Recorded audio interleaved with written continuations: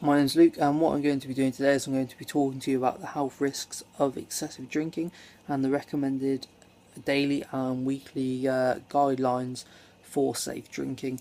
Just basically going to go through that now. With sort of like the increasing amount of people that are actually binge drinking in the UK, it is actually causing a serious health risk to people that are sort of becoming lower risk. There's sort of like three categories. You've got lower risk, increasing risk drinkers, and high risk drinkers. Alcohol basically has hidden harms, usually only emerge sort of a number of years after people have actually sort of decided to develop these problems, which then later on develop serious health problems. So it's better to be aware of this beforehand than actually being aware of this when it's a bit too late. Simply people who have regularly drunk more than the recommended levels for some years. So basically, I'm going to be talking to you about not exceeding these limits and what the limits are. And if you are going to, then it should not be done on a weekly basis, as this will cause serious harm to yourself over a period of time. Um, I'm basically just going to provide you with some of the facts with lower risk drinkers. These are basically people that shouldn't regularly sort of drink more. For men, 3 to 4 units a day. Women should not regularly sort of drink more than 2 to 3 units of alcohol a day. And with that, sort of a normal sort of like pint of cider, lager, anything like that is normally around about 2.2.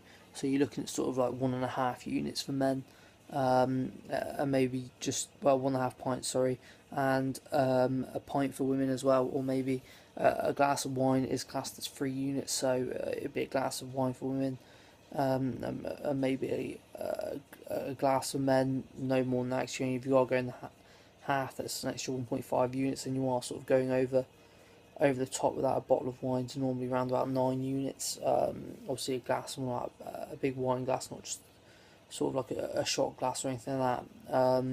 Normally spirits in those shots, sort of like 25 ml. Actually, measurement of that is around about 1 unit. So you're not looking to exceed over too many of those. With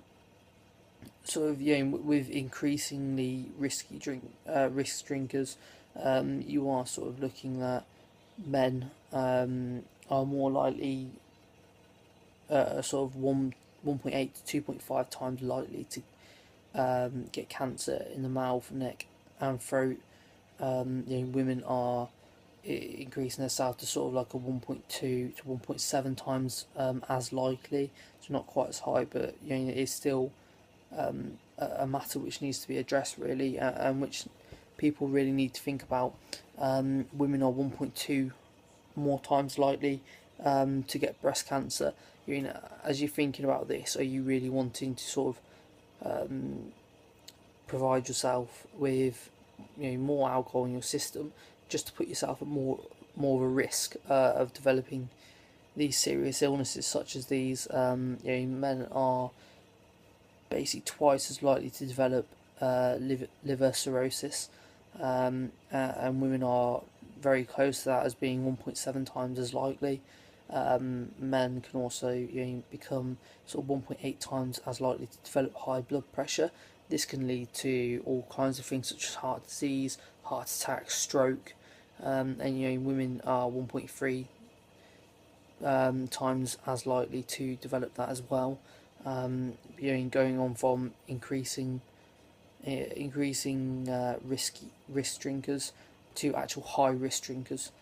These are people that sort of regularly in the pub all the time, regularly drinking more than 8 units a day, so 4 or 5 pints, and regularly consuming, or either sort of regularly consuming more than 50 units of alcohol in a week.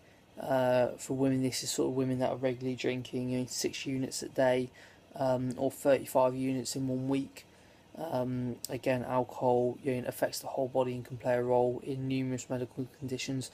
You have a higher risk of developing alcohol-related health problems. Your body has probably suffered more damage already, even if you're not aware of it, as being a drinker such as this, compared to non-drinkers. And if you are regularly a drinker above higher risk levels, then you could be 3 to 5 more times. So it's basically increasing double again of what it was with just increasing risk drinkers. And you're 3 to 5 more times likely to get cancer in the mouth, neck, and throat. You could be anything from 3 to 10 times more likely to develop liver cirrhosis. It's basically when your liver sort of packs up and it can't take any more damage from the alcohol. This can lead to death if a liver transplant isn't found sometimes. Most time, the majority of the time, this can happen. Famous footballer George Best, his liver failed, and he was a person of very heavy drinking, and that ended up being his downfall in the end. And this came from him being a very high risk drinker.